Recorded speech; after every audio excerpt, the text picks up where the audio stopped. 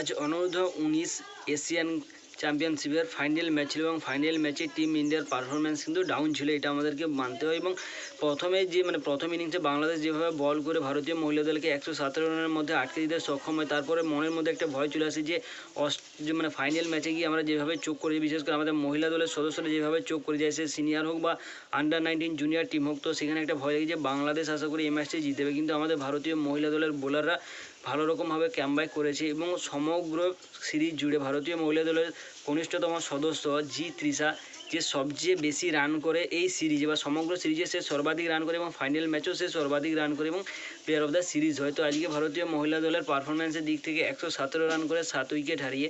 এই টার্গেটটা বাংলাদেশের জন্য ছোটোখাটোই ছিল, কিন্তু বাংলাদেশ 118 রান চেস করতে নেমে 76-এ 10 উইকেট হারিয়ে ফেলে এবং তারা অর্থাৎ 20 ওভার তাদেরকে খেলতে হয়নি, তার আগেই ভারতীয় মহিলা দল এশিয়ান চ্যাম্পিয়নশিপ হয়ে গিয়েছে আন্ডার-19-এ। তো এর পাশাপাশি আজ ভারতীয় মহিলা দল ভার্সেস ওয়েস্ট ইন্ডিজ মহিলা দল অর্থাৎ সিনিয়র মহিলা দলের আজকে খেলা রয়েছে এবং আজকে প্রথম ওডিআই রয়েছে, যেটা শুরু হয়ে গেছে সম্ভবত। তো ভারতীয় মহিলা দলের মধ্যে স্কোয়াডের নাম রয়েছে ভাইস ক্যাপ্টেন স্মৃতি মান্ধনা, প্রতিকা রাওয়াল যে আজকে ডেবিউ করছে, Harleen Deol, Harmanpreet Kaur, captain Jemimah Rodrigues, Richa Ghosh wicketkeeper, Deepti Sharma, Saima Thakor, Titas Sadhu এবং প্রিয়া মিশ্রা। তো আমরা এখানে অনেক দিন যাবৎ পূজা বস্ত্রাগারের নামটা দেখতে পাচ্ছি না লিস্টে, সেই যাই হোক যে কোনো কারণবশত সে হয়তো পরবর্তী সিরিজে কামব্যাক করবে। কিন্তু আজকে ভারতীয় মহিলা দলের প্রথম ওডিআই ম্যাচ শুরু হচ্ছে ওয়েস্ট ইন্ডিজের এগেনস্টে এবং যেভাবে টি20 সিরিজ গিয়েছে আমাদের প্লেয়াররা ক্যাচ মিস, ওয়েস্ট ইন্ডিজের ক্যাচ মিস, সে তুলনায় একটা এক্সপেকটেশন থাকবে যেহেতু ম্যাচ বড় অর্থাৎ 20 ওভার থেকে 50 ওভারে ম্যাচ শিফট হয়েছে, তো একটু এন্টারটেনমেন্ট যেন বেশি হয়, রান বেশি হয় এবং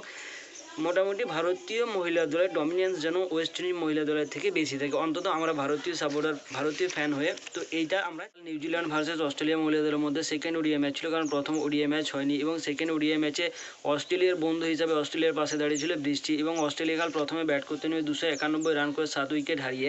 যেখানে অস্ট্রেলিয়ার সর্বাধিক রান করে অ্যানাবেল সুথারল্যান্ড 105-এ নট আউট থাকে, তাহিলা ম্যাকগ্রাথ 34 এবং এলিসে হেলি 34 রান করে। নিউজিল্যান্ডের তরফ থেকে মনলি পেনফিল্ড 4 উইকেট, এডেন কার্সন 2 উইকেট নেয়। পরবর্তীতে নিউজিল্যান্ড যখন ব্যাট করতে নামে নিউজিল্যান্ডের হয়ে বা নিউজিল্যান্ডের প্রধান শত্রু হয়ে দাঁড়ায় বৃষ্টি এবং তার আগে নিউজিল্যান্ডের অবস্থা ছিল 122-এ 5 উইকেট, যেখানে অ্যামিলিয়া কের 38, বেলা জেমস 27 রান করে, বাকি বাদ 30.1 ওভারে আরও 65 রান দরকার ছিল, অর্থাৎ 187 রান টার্গেট পেয়েছিল নিউজিল্যান্ড, যেটা বৃষ্টির কারণে 122 রানে 5 উইকেট হারায় এবং 30.1 ওভারে ম্যাচ হয়ে যায়। অস্ট্রেলিয়া 65 রানের ব্যবধানে ম্যাচ জিতে যায়। তো একমাত্র নিউজিল্যান্ডের ব্যাটসম্যান ম্যাডি গ্রিন যে 26 রানে নট আউট ছিল, বাকি অস্ট্রেলিয়ার তরফ থেকে Kim Garth 2 wicket, Ellyse Perry 1 wicket এবং অ্যাশলে গার্ডনার 1 উইকেট নেয় এবং এই ম্যাচটা 0-1 ব্যবধান হওয়ার কথা ছিল বা 1-1 হওয়ার কথা ছিল, কিন্তু এখন বর্তমানে 1-1 ব্যবধানে সিরিজ ড্র হতে পারে, কারণ যার সম্ভাবনা সবচেয়ে বেশি। প্রথম ম্যাচ বৃষ্টির কারণে হয়নি, দ্বিতীয় ম্যাচ হচ্ছে যেটা অস্ট্রেলিয়া জিতেছে তাও আর বৃষ্টির কারণে, এবং তৃতীয় ম্যাচও যদি সেম হতে থাকে তো পুরো ম্যাচটা অস্ট্রেলিয়ার ফেভারে চলে যাবে। বাকি বাদ আমাদের মহিলা দলের কাছ থেকে একটাই এক্সপেকটেশন থাকবে যেন ওয়েস্ট ইন্ডিজের উপর ফুল ডমিনেন্স আমরা করতে পারি, সেই ম্যাচের শেষে রেজাল্ট যাই হোক, একটা যে মুদ্রা হচ্ছে ক্রিকেট, এই